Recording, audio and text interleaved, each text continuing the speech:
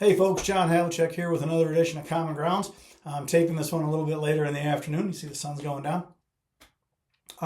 So part two on the SAVE Act.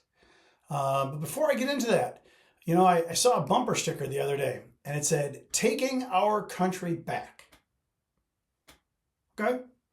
I tried to look at other bumper stickers to see if I could figure out like that person's perspective. I'd be curious to hear what they have to think, but it's a bumper sticker. And I started thinking about it myself.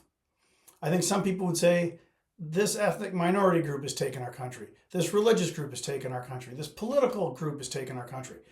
I would disagree with all that.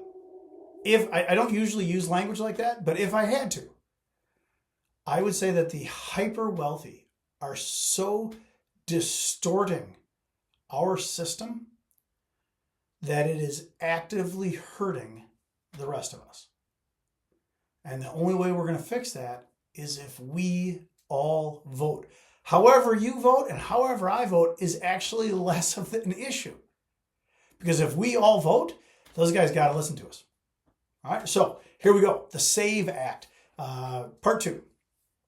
So it would create a national photo ID requirement that would also require what the DPOC, documented proof of citizenship.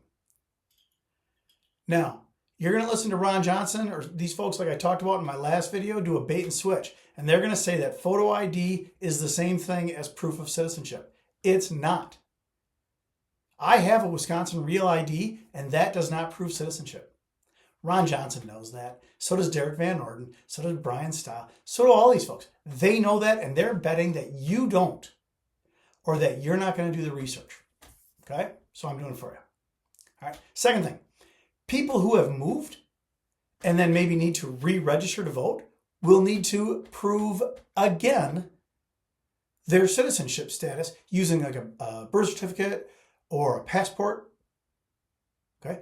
People who have changed names, maybe through marriage or divorce, you will need to re-register to prove again your citizenship status using a birth certificate or a passport. Okay. A certified copy of your birth certificate costs $20 in Wisconsin. A passport starts at like $130. And then there's always these other little hidden costs, right? And only about 50% of the U.S. voting age population has a passport. Okay. And you might say, well, geez, John, everybody's got a birth certificate. How readily available is it? If you've moved like a long distance, or it was a long time ago that you moved, you may or may not have that birth certificate, around, right? I got lost in a box. I don't know where it is, right? Well, here's the deal. If you have to get that from someplace like your county office building, well, especially folks who live in rural areas, there are examples in every state in the country where these rural counties are reducing their public-facing hours. So it's going to be harder for you to get your birth certificate. Okay?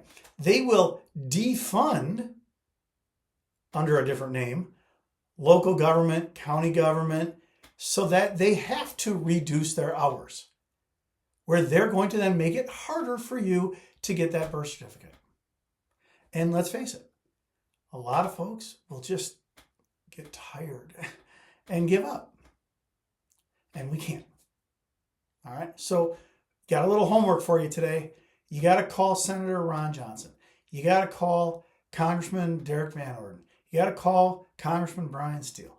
Whoever your person is, you got to give them a call and tell them to knock this crap off, that they work for us. And I think that's our common ground here. All right, have a good day today, folks.